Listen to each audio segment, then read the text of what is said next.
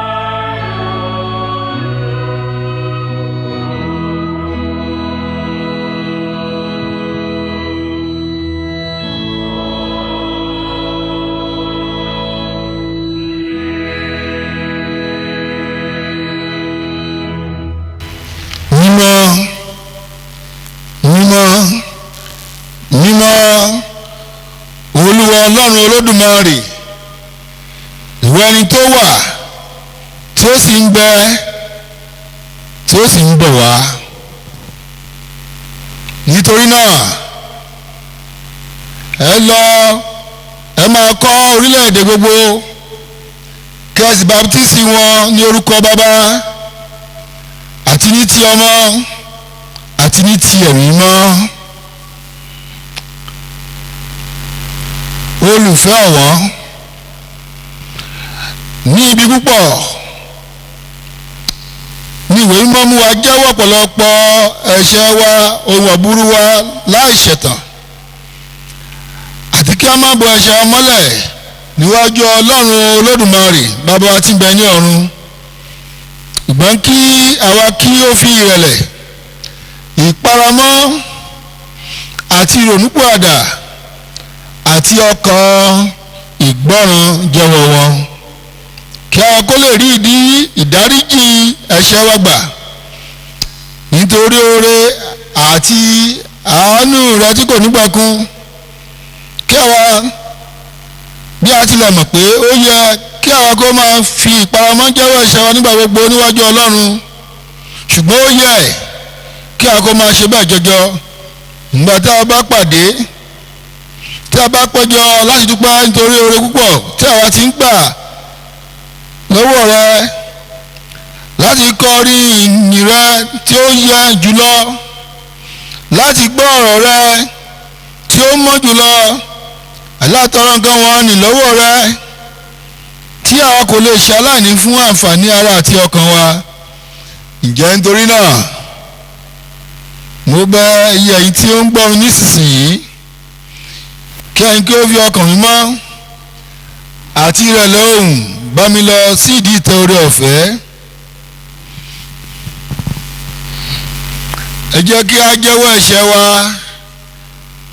fún Ọlọ́run Olódùmarè kí a sì máa wí pé Ọlọ́run bàbá wa àwa ti dẹ́ṣẹ̀ sí ọ nínú èrò nínú ọ̀rọ̀ àti nínú ìṣe wa a kò fi gbogbo ọkàn wa fẹ́ ọ bẹ́ẹ̀ ni a kò fẹ́ràn aládùúgbò wa gẹ́gẹ́ bí ara wa. Ṣàánú fún wa ṣàánú bàbá láàánú jùlọ ìwánú kúrò ní gbogbo ẹ̀ṣẹ̀ wa kí o sì fún wa ní agbára láti borí gbogbo àìṣedédé wa gbogbo nípasẹ̀ Jésù Kristi Olúwa wa. Àmín.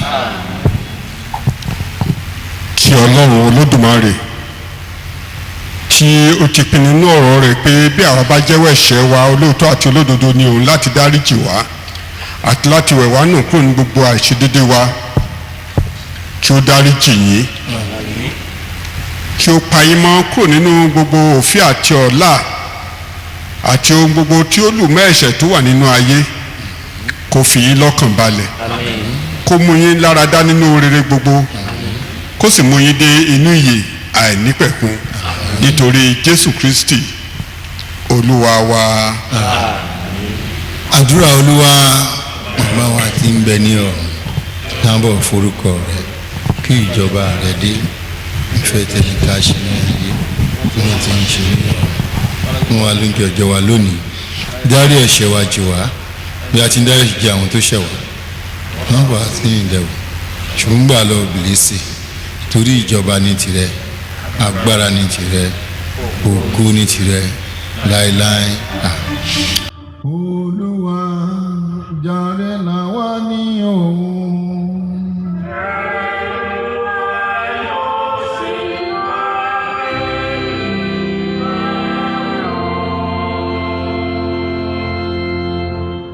Ọlọ́run jíṣẹ́ kí ó gbà wá là.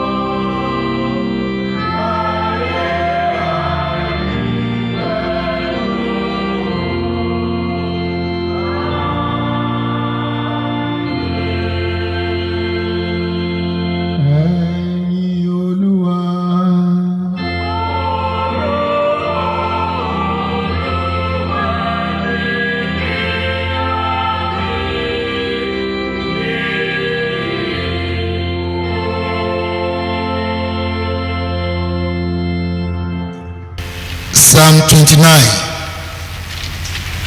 àṣàyàn psalm fún ọ̀sẹ̀ yìí psalm ìkọkàndínlọ́gbọ̀n Psalm 29 àwòká ní àkàgbà. Ẹ̀yin ọmọ àwọn alágbára ẹ fi ògo àti agbára fún Olúwa. Ẹ fi ògo fún Olúwa tí ó yẹ fún orúkọ rẹ̀. Ẹ máa ṣe Olúwa fún ẹwà ìwà mímọ́. Ohùn Olúwa ń bẹ lórí omi púpọ̀ olúwa ògo ń sàrá olúwa ń bẹ lórí omi púpọ̀. ohùn olúwa ní agbára ohùn olúwa ní ńlá. ohùn olúwa ń ṣẹ́ igi kédárì lóòótọ́ olúwa ń ṣẹ́ igi kédárì lẹ́bálónì. ohùn ọmọ pẹ̀lú bí ọmọ màlúù lẹ́bálónì síríònì bí ọmọ àmárìnrí. ohùn olúwa ń ya àwọ̀ iná. ohùn olúwa ń ya gègé olúwa ń ya gègé kádẹ́sì. ohùn olúwa ni ó mú agbo àbìrín bí tí ó sì fi gbó dídí hàn àti nínú tábìlì rẹ̀ ohun gbogbo wípé ògo. olúwa wà jókòó lórí omi nítòótọ́ olúwa wà jókòó ọba láéláé. gbogbo wa olúwa yóò fi agbára fún àwọn ènìyàn rẹ̀ olúwa yóò fi àlàáfíà gbòdì fún àwọn ènìyàn rẹ̀.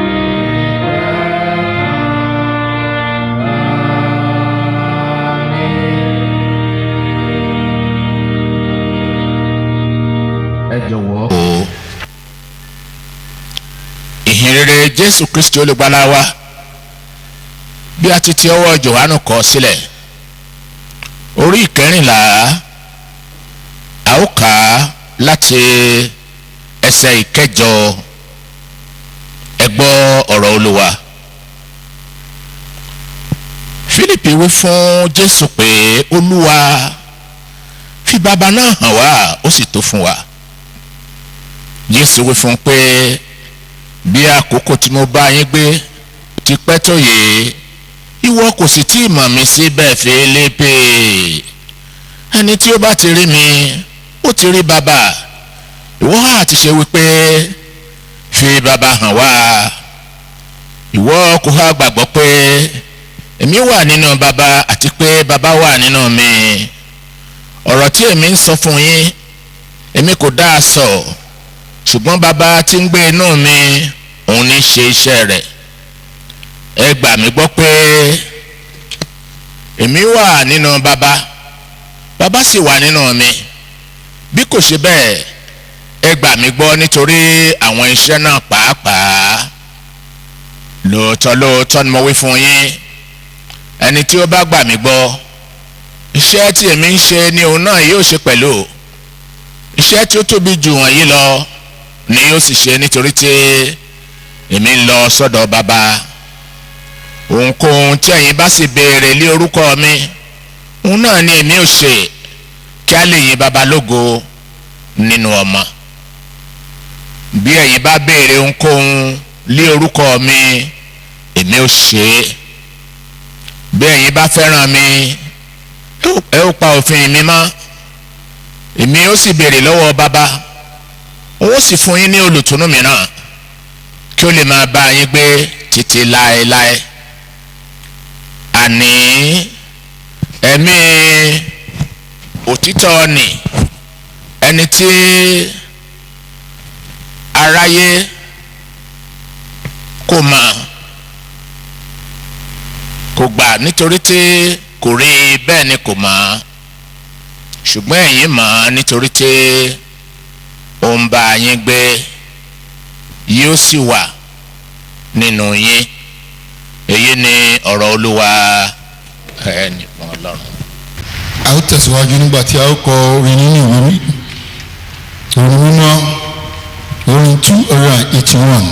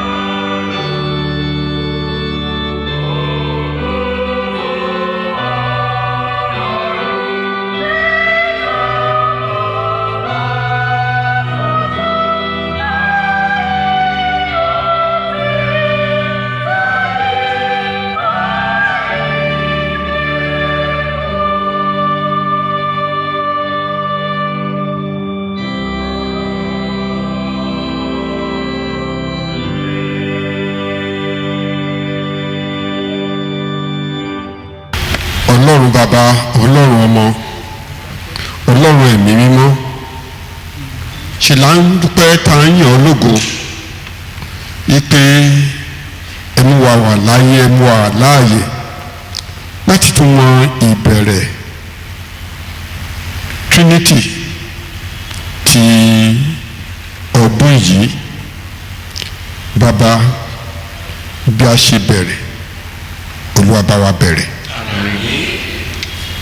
ìgbà tí a bá sì máa parí ohun gbogbo ní bí oṣù kọkànlá ọdún Olúwa wà parí rẹ̀ má ṣe jẹ́ ká kú sọ́nà ẹ̀yin lẹ́nu wa bẹ̀rẹ̀ ẹ̀yin náà lẹ́sìn wa parí láyọ̀ àti àlàáfíà gbọ́ aláṣẹ ọ̀run bí a sì ṣe ń lọ ní ọ̀rọ̀ rẹ ẹ̀mí mímọ́ la ọ̀rọ̀ náà yé wa o jẹ́ ká mọ ipò tí a wà kí a sì mọ ipò tí ẹ̀yin mẹ́ta lọ́kan wà nínú ayé wa Olúwa jẹ́ kó rí bẹ́ẹ̀ ní orúkọ Jésù Kristi Olúwa wa.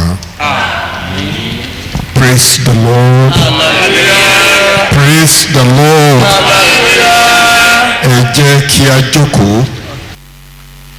Mo kí oníkálukú wa pé ẹ̀mí wa wà láàyè láti mọ ọjọ́ ìsinmi mẹ́ta lọ́kan ti ọdún yìí. Ní ìjẹjọ́ ni a ṣe Pentecost tí ẹ̀mí mímọ́ tí ó sọ̀kalẹ̀ sí àárín ìjọ rẹ̀. Láti ìgbà yẹn ni iṣẹ́ rẹ̀ ti bẹ̀rẹ̀ ní pẹrẹwu láàárín ìjọ rẹ̀. Lónìí àwọn mẹ́tẹ̀ẹ̀ta wọ́n ń ṣe àṣepé iṣẹ́. Àdúrà mi ni pé Ọlọ́run bàbá Ọlọ́run ọmọ yóò ṣe àṣepé iṣẹ́ Ọlọ́run ẹ̀mí mímọ́ yóò ṣe àṣepé iṣẹ́ rẹ̀ nínú ayé ẹnìkọ̀ọ̀kan yín lórúkọ Jésù. Kò sí ẹnikẹ́ni tí wọ́n ò dá sí. Gbogbo wa pátápátá láti ọmọdé wá sí ìsàlẹ̀ àbí wá sí òkè gbogbo wa la ó ní ìfọwọ́kùn ti ẹ̀mí mímọ́. Mo kí wa pé a kú ìsinmi ti mẹ́ta lọ́kan ti ọdún yìí. A wo ibi tí a kà fún wa ìyẹn ẹ̀kọ́ tí a kà ìhìnrere ti Jòhánù orí 14. Màá fẹ́ ka ẹsẹ̀ 16 àti 17 fún wa. Ó ní èmi ó sì béèrè lọ́wọ́ bàbá. Ta ni èmi yẹn? Òun ni Jésù. Èmi ó sì béèrè lọ́wọ́ bàbá wọ́n sì fún yín ní olùtùnú mìíràn. Ta ni olùtùnú yẹn? Òun ni ẹ̀mí mímọ́, kí ó lè máa bá yín gbé títí láé. Àní ẹ̀mí òtítọ́, ìyẹn ti rí fà sí ẹ̀mí mímọ́. Àní ẹ̀mí òtítọ́ ni ẹni tí aráyé kò lè gbà nítorí tí kò rí i bẹ́ẹ̀ ni kò sì mọ̀, ṣùgbọ́n ẹ̀yin mọ̀ nítorí tí ó ń bá yín gbé yóò sì wà nínú yín. Láti àkókò tí ẹ̀mí mímọ́ tó ti sọ̀kalẹ̀ ní ọjọ́ Pentecost, látìgbà yẹn ni ẹ̀mí mímọ́ ti ń bá wa gbé gẹ́gẹ́ bí ẹnì kọ̀ọ̀kan tí a jẹ́ ọmọ Ọlọ́run. Bẹ́ẹ̀ náà ló sì ń bá ìjọ rẹ̀ gbé. A sì rí àpẹẹrẹ rẹ̀ nínú ìjọ láti iṣẹ́ àwọn àpọ́stélì lọ títí tí a bá wo gbogbo ìwé ìṣe àwọn àpọ́stélì ẹ rí iṣẹ́ ẹ̀mí mímọ́ níbẹ̀, èyí tó sọ wípé ó wà pẹ̀lú wọn. Ó ní àwọn èèyàn ò lè mọ̀, wọn ò lè mọ̀ nítorí pé wọn ò rí i.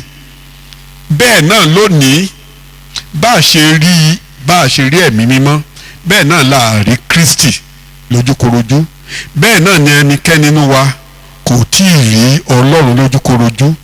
ìyẹn fẹ́ pé àti ọlọ́run bàbá àti ti ọmọ àti ti ẹ̀mí mọ́ a lè rí i bí a kò tilẹ̀ lè rí i nì a mọ̀ wípé ó ń bẹ ó sì wà pẹ̀lú wa nítorí bíbélì sọ ó ní ẹ̀mí ni ọlọ́run. ìdí nìyí tó fi sọ pé àwọn tó bá ń sìn ín wọ́n gbọ́dọ̀ sí nínú ẹ̀mí. a rí ọlọ́run nínú ara débi tó jẹ́ pé a máa sin ọlọ́run nínú ara bẹ́ẹ̀ náà la lè fi ara a sábà máa ń kọ́ lórí pé ara kò lè ṣiṣẹ́ mi o olùgbàlà gbé mi wọ̀ ta ló kí ló máa gbé ẹ wọ̀ ẹ̀mí mọ́ ló máa gbé ọ wọ̀.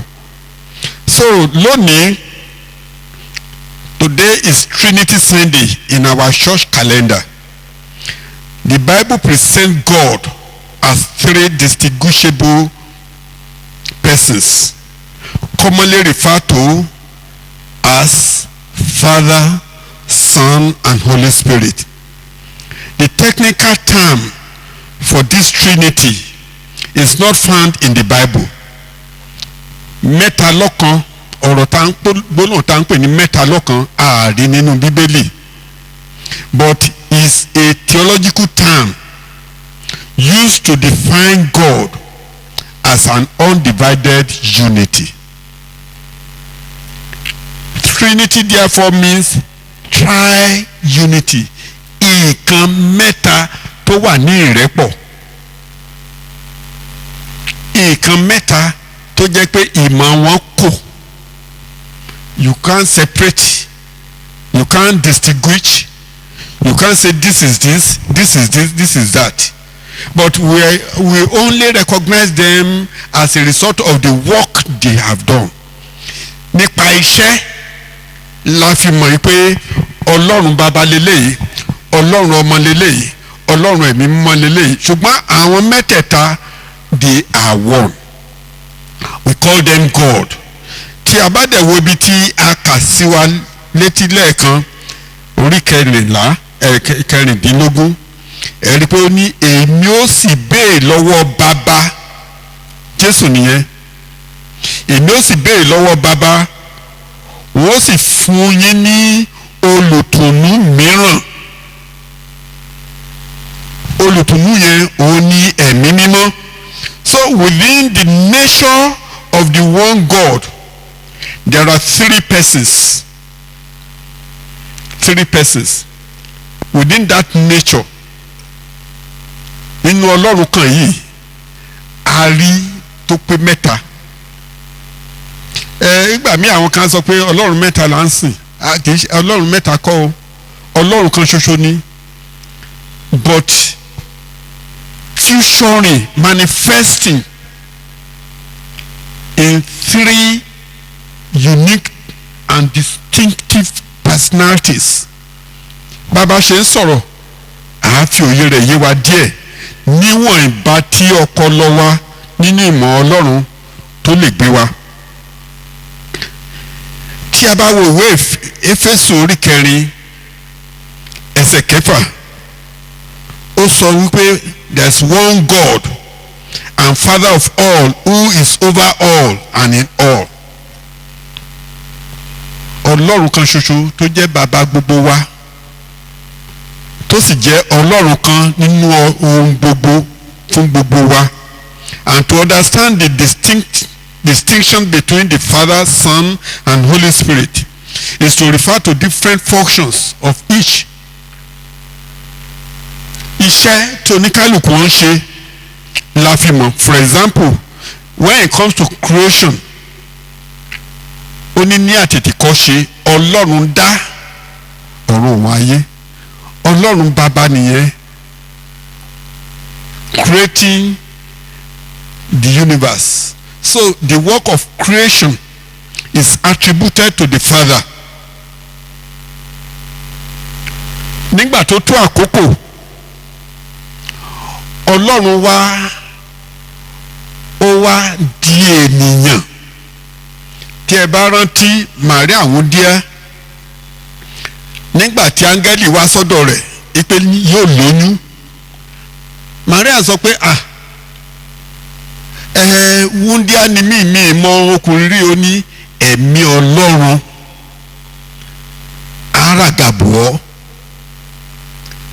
ẹ̀mí Ọlọ́run yẹn became a person. Ó ní ìwé Jòhánù orí kìíní tó fi sọ fún ẹ pé ní àtètèkọ́ṣe lé ọ̀rọ̀ wà, ọ̀rọ̀ sì wà pẹ̀lú Ọlọ́run, ọ̀rọ̀ yẹn òun ni Jésù. Ṣé ẹ mọ̀ pé áńgẹ́lì sọ pé ó ní ẹ̀mí mímọ́ yóò ràgàbọ̀, ó ní ọ̀rọ̀ sì wà pẹ̀lú Ọlọ́run, Ọlọ́run ní sì ní ọ̀rọ̀ náà, òun náà ni ó wà ní àtètèkọ́ṣe pẹ̀lú Ọlọ́run. So they have been together. Ó ní nípasẹ̀ rẹ̀ ni a ti dá ohun gbogbo, but then we are saying ẹni tó dá ọ̀run ayé òun ni Ọlọ́run Baba, but níbí ó wá sọ pé nípasẹ̀ rẹ̀. Nígbà tí a dẹ̀ wá kà á sí, ó ní lẹ́yìn rẹ̀ a kò sì dá ohun kan nínú ohun tí a dá, nínú rẹ̀ ni ìyè wà, ìyè náà sì ni ìmọ́lẹ̀ aráyé, ìmọ́lẹ̀ náà sì mọ́lẹ̀ nínú òkùnkùn náà kò sì lè borí rẹ̀. Now lẹ́yìn ìgbà yẹn ló ṣẹ̀ wá bẹ̀ sí sọ̀rọ̀ síwájú láti fi hàn wípé ọ̀rọ̀ yìí òun ni ọmọ Ọlọ́run tá à ń pè ní Jésù. So ó wà distinct, we can see that the creation was made by God the Father. Nígbà tó tó àkókò láti gba ayé là, Ọlọ́run wá sínú ayé nípasẹ̀ Màríà wúndíá tí à ń pè ní ọmọ Ọlọ́run, to do what? For our redemption. So nítorí pé ó wá láti ṣe iṣẹ́ ìgbàlà fún wa, iṣẹ́ yẹn la fi mọ̀ pé ọmọ lélẹ́yìí, ọmọ la máa rán níṣẹ́. When you talk of pé kéèyàn kan sọ̀yàn di mímọ́, kan yàyàn sọ́tọ̀, that is the work of the Holy Spirit. So when you talk of sanctification, that is purely the work of the Holy Spirit. And tabadẹ tí wàá wò ọ̀rọ̀ Ọlọ́run, which is God, ó ní ọ̀rọ̀ gbénú ọmọ èèyàn fọhùn, which is God himself, sanctifies. So this distinction, however, must not obscure the fundamental truth of the divine unity. Bó tilẹ̀ jẹ́ pé iṣẹ́ wọn a lè sọ pé wà distinct, gbogbo rẹ̀ ló ṣiṣẹ́ pọ̀ fún kan, fún ìmọ̀ kan. So you cannot, bàbá sọ̀rọ̀ nípa creation, o ò lè sọ pé Ọlọ́run nìkan ni, nítorí ní Jòhánù orí kìíní tá a kà lẹ́ẹ̀kan yẹn, ó ní nípa rẹ̀, nípa ọ̀rọ̀ la fi dá ohun gbogbo, ní kò sí ohun tí a dá tí kìí ṣe nípasẹ̀ rẹ̀. Then right there you see the Son manifesting in creation. Ní Genesis nígbà tó sọ pé Ọlọ́run dá ọ̀run òun ayé, ó ní òkùnkùn sì ṣubú gbogbo ayé, ó ní ẹ̀mí Ọlọ́run wá ń rá bàbà, that is the Holy Spirit. So even in the creation, ta sọ pé God created heaven and earth, you see the work of both the Son and of the Holy Spirit nínú rẹ̀, and that shows that àwọn mẹ́tẹ̀ẹ̀ta, their personalities, they work as one and they are one, and we call them God. So this distinction, however, must not obscure the fundamental truth of the divine unity, whereby the three are involved in the activities of one. And besides that, for example, while creation may be particularly assigned to the Father in Genesis 1:1 and Revelation 4:11. It can equally be associated with the Son in John 1:3 and Holy Spirit in Isaiah 40:13. Tí a bá délé káàkà, the doctrine of the Trinity is considered a divine mystery. Kò sí ẹni nínú wa tó máa sọ pé òun ní ìmọ̀ Ọlọ́run nìkan ló yé. Is a mystery that people find it difficult to really say categorically how it is so. Eléyìí tá a wà ń sọ yìí is just akànríran bàìbàì ni, is just a títù ibi tó fi ìmọ̀ rẹ̀ fún wa. But I believe that by the grace of God, if we get there at the end of our sojourn here, we get to heaven, we will know better.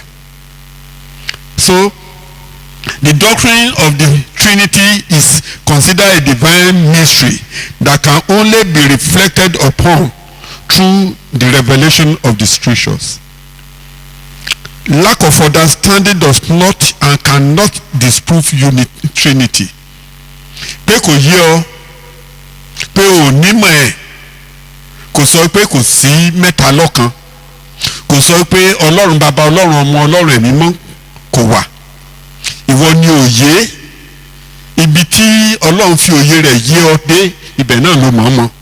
So you can't disprove it, you can't wave it with you can't, because you are not God and you don't know the mystery of God. You can't say nobody, as holy as you may be,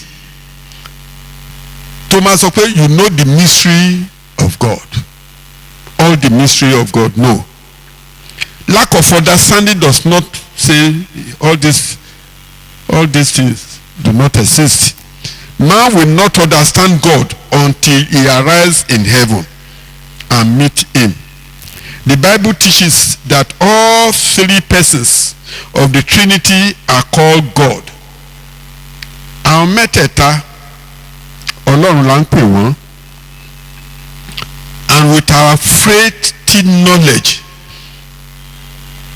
bóyí ẹ ṣe yé mi ní tíntín mọ́, let me give you one or two illustrations.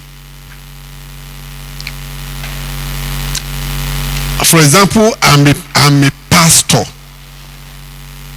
or you call me a bishop or bishop. The same person tó jẹ́ a bishop, òun náà ni the same person tó jẹ́ ọkọ ìyàwó mi mo jẹ́. The same person ló jẹ́ bàbá àwọn ọmọ. The same person, and the way I relate as a bishop ó yàtọ̀ sí the way I will relate with my wife tó jẹ́ mo jẹ́ ọkọ lé lórí. Ó yàtọ̀ sí the way tí mo máa fi relate sí àwọn ọmọ mi. The way tí mo máa fi relate sí àwọn ọmọ mi ó tún máa yàtọ̀ sí bí mo ṣe máa relate sí ìyàwó mi. And the same person as a man, this same man, òun náà ni a bishop, òun náà ni ọkọ, òun náà ni bàbá. And tí n bá dẹ̀ ń behaviour mi la máa fi mọ rẹ̀ tí mo ń bá deal, but the same person.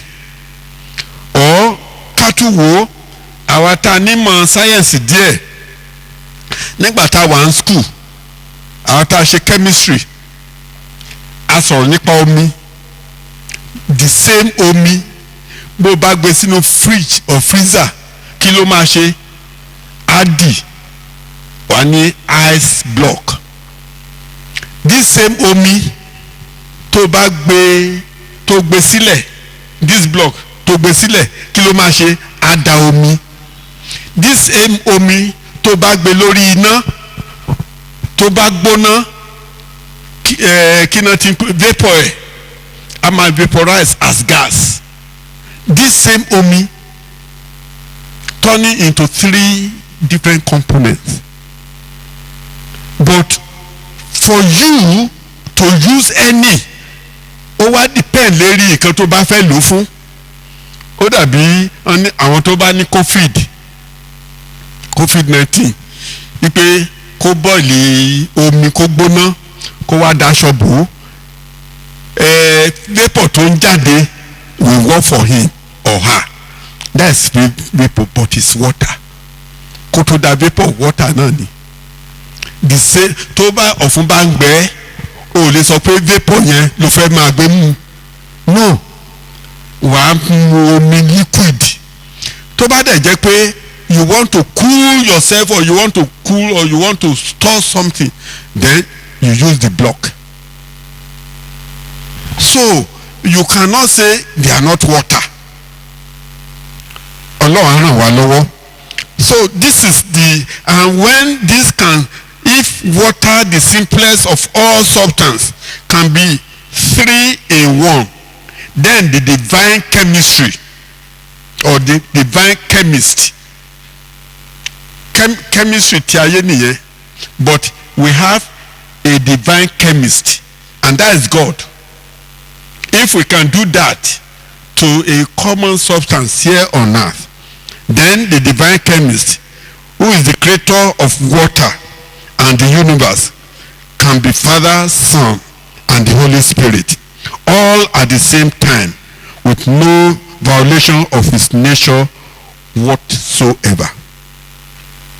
3 equal to the same thing are equal to one another. So, like I said, when you want to, tá bá fẹ́ sọ̀rọ̀ nípa mẹ́ta lọ́kan, is mysterious. We can't explain it with frailty and knowledge. But the Father is called God in 2 Peter verse 1:17. Only for he received from God the Father honor and glory. Who we see there, that is Jesus. And the Son is called God in John 1:1-3. Bashikale kan tàbí in Hebrews 1:8. Hebrews 1:8 ó sọ pé, but to the Son he says, your throne, O God. Son ló ń pè ní God yẹn o. Only to the Son he says, your throne, O God, is forever and ever. A scepter of righteousness is the scepter of your kingdom. So, right there, Jesus is referred to as God. And for the Holy Spirit is called God in Acts 5:3-4. Nígbà tí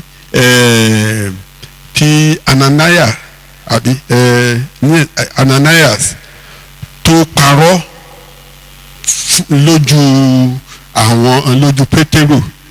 Pétérù sọ fún wípé, you have not lied to me, but you have lied to Holy Spirit. And here he say is called God in verse 4. Ẹ jẹ́ kí a quickly ká wò ó. That's Acts chapter 5. Màá ka ẹsẹ̀ 4. Ó ní nígbà tí ó wà níbẹ̀. Nígbà tí ó wà níbẹ̀ tìrẹ kọ́ ṣíṣe. Nígbà tí a sì tà á tán, kò ha wà ní ìkáwọ́ rẹ̀. Èyí ha ti ṣe tí ìwọ fi ro kíní yìí lé ọkàn rẹ̀. Ènìyàn kí ìwọ ṣèké sí bí kò ṣe sí Ọlọ́run.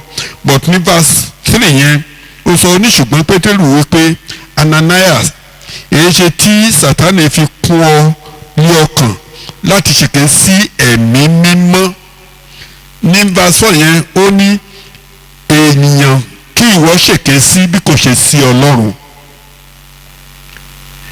Ní verse 3 ó sọ pé ó ṣèké sí ẹ̀mí mímọ́, and this ẹ̀mí mímọ́ ló wá pè ní Ọlọ́run ní verse 4.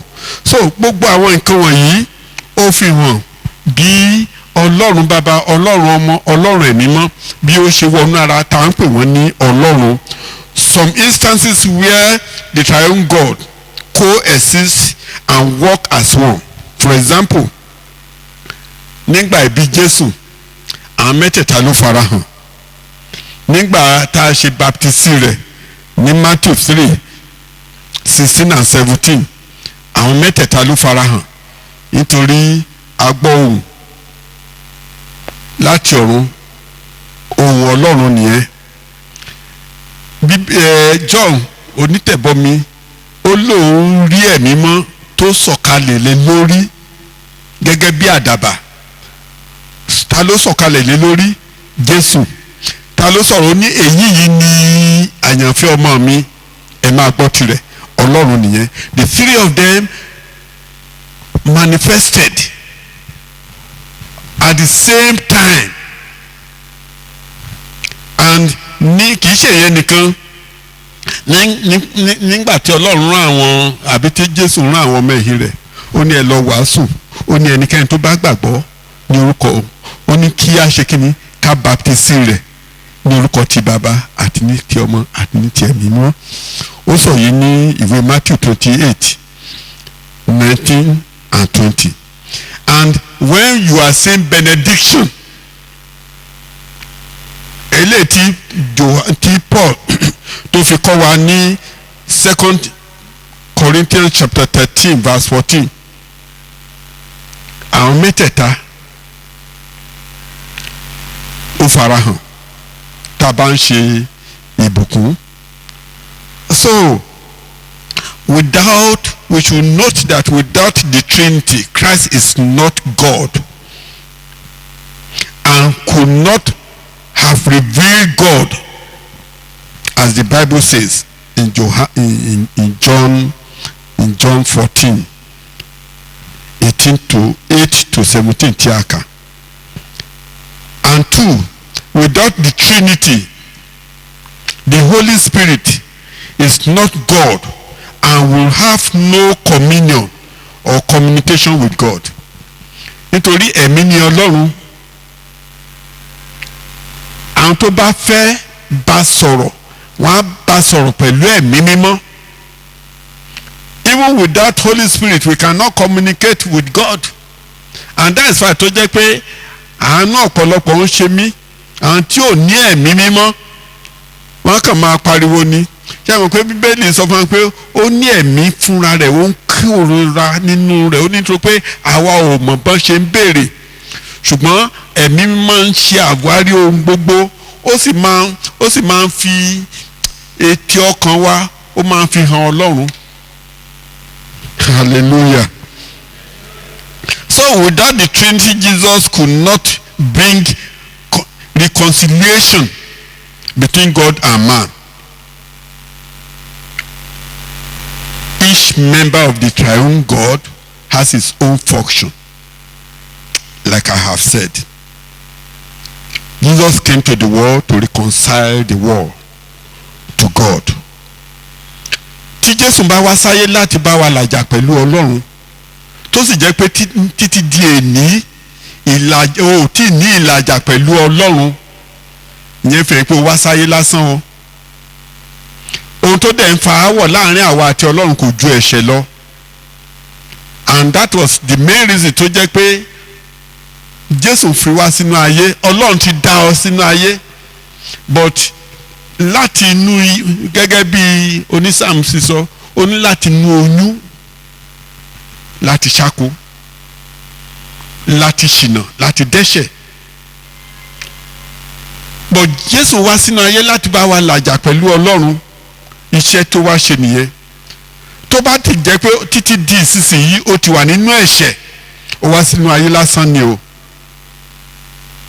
Àdúrà mi ni pé àní wá sínú ayé lásán o, nítorí tó bá wá sínú ayé tó jẹ́ pé o ò jẹ́ kí ìlàjà Jésù Kristi kó kàn ọ́, o dẹ̀ ti jókòó sínú ẹ̀ṣẹ̀ tí Jésù wá mú kúrò nínú ayé ẹ,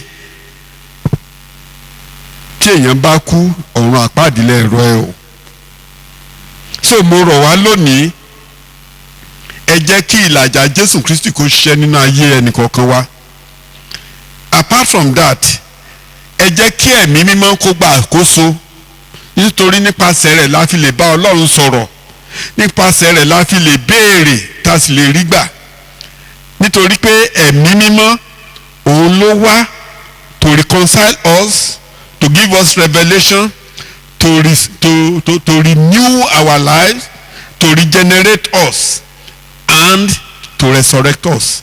Nígbà tí a bá kú, nípasẹ̀ ẹ̀mí mímọ́ la fi máa jí wa dìde.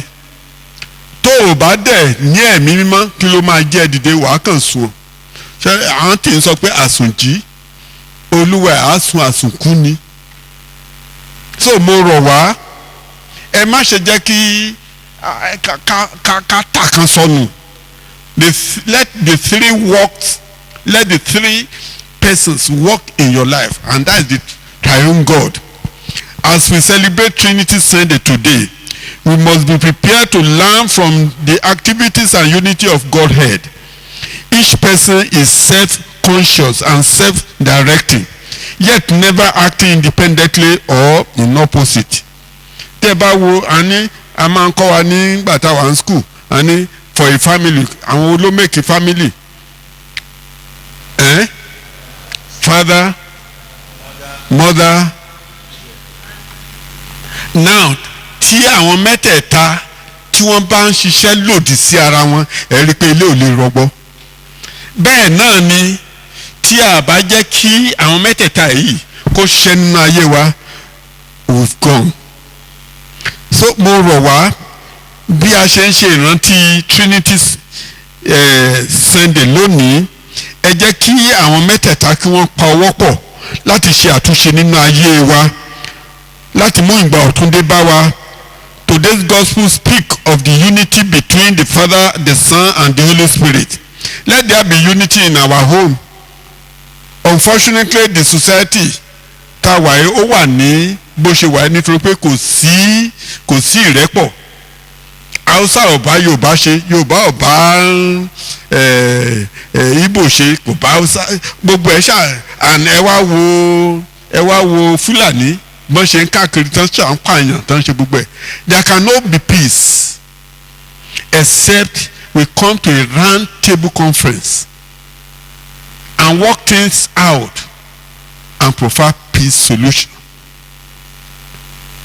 Today, as we are celebrating this triune God, let us have it in mind that we will maintain peace in our home, in the church of God, and in the society.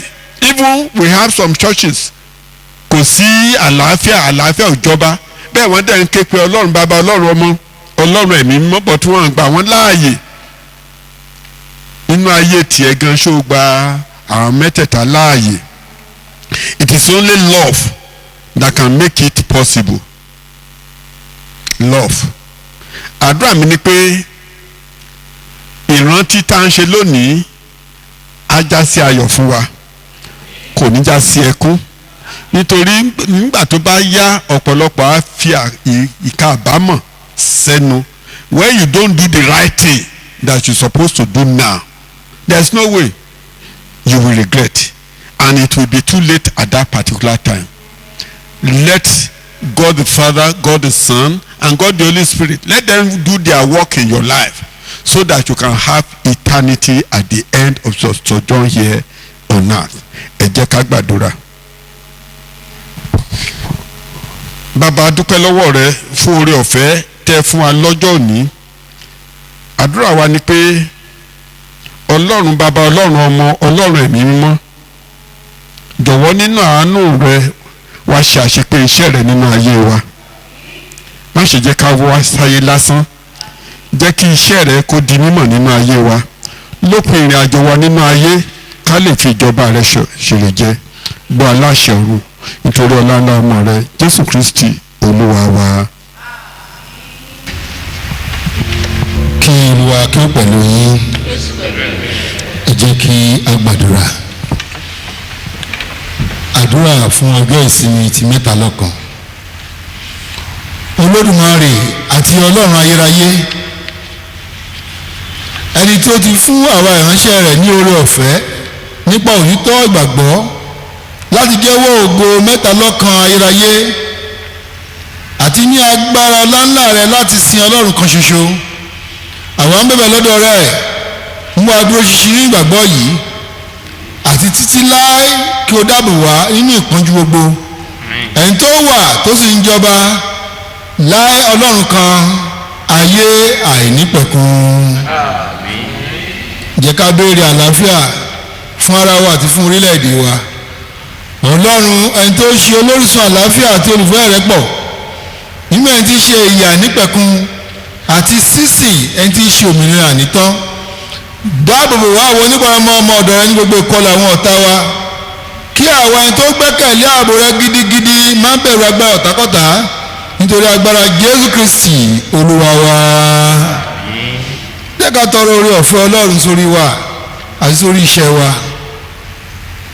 Olúwa bàbá wa tí ń bẹ ní ọ̀run, Olódùmarè àti ayérayé Ọlọ́run, ẹni tó mú adé òwúrọ̀ ọjọ́ òní ní àlàáfíà, tó mú wa mọ ìbẹ̀rẹ̀ oṣù yìí ní àlàáfíà, fi agbára ńlá ìdáàbò wa nínú rẹ̀ náà kó fún wa.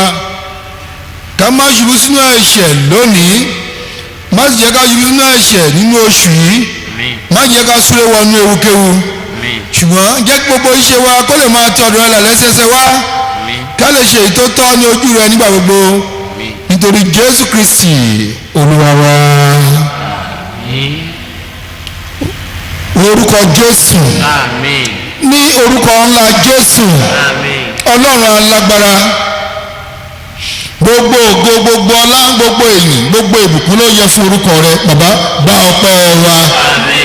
Ẹ̀yin tẹ́ ẹ fi ara yín hàn gẹ́gẹ́ bí olùdá ayé, lónìí ẹ̀ ń ṣiṣẹ́ lọ́wọ́, gbogbo táyé ti tú dá nínú ayé wa. Bàbá, ẹ máa ṣàtúnṣe nínú ilé wa, ṣàtúnṣe nínú ìjọ wa, ṣàtúnṣe lórílẹ̀‐èdè yìí, ṣàtúnṣe.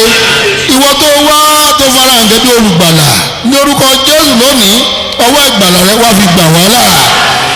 Orúkọ Jésù, nínú owó agbó ayé, lọ́wọ́ ogun ọ̀tá, lọ́wọ́ ogun inú, lọ́wọ́ ogun òde, bàbá gbà wá là. Lọ́wọ́ ogun kòró, bàbá gbà wá là.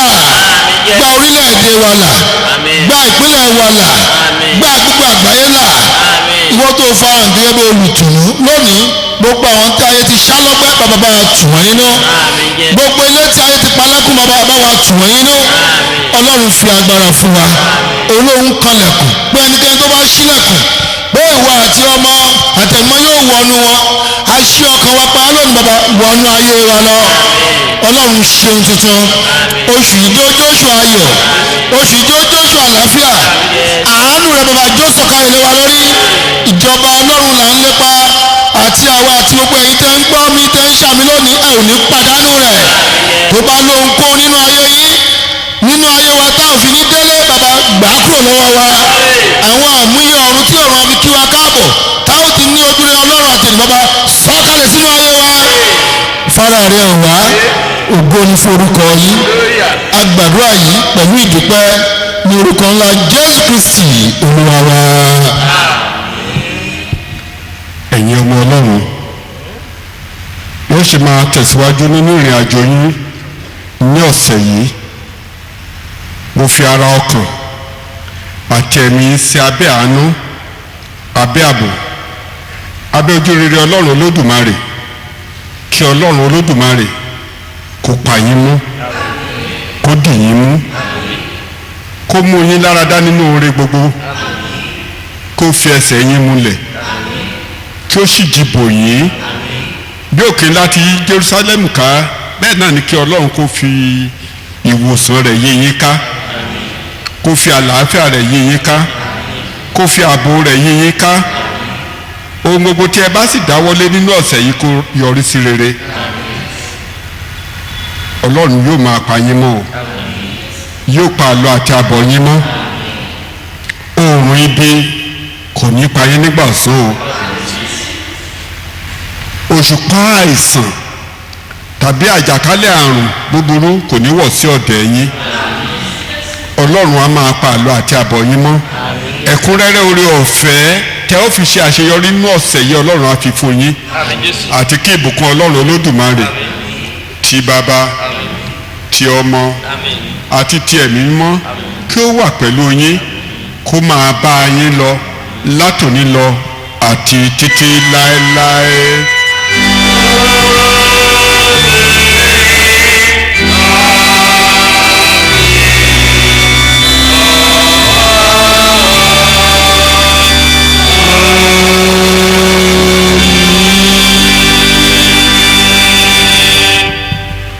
Orin ìparí ìsìn, orin ní ìwé orin mímọ́, orin 288 288 ló fi àìlópin fún Ọlọ́run Bàbá.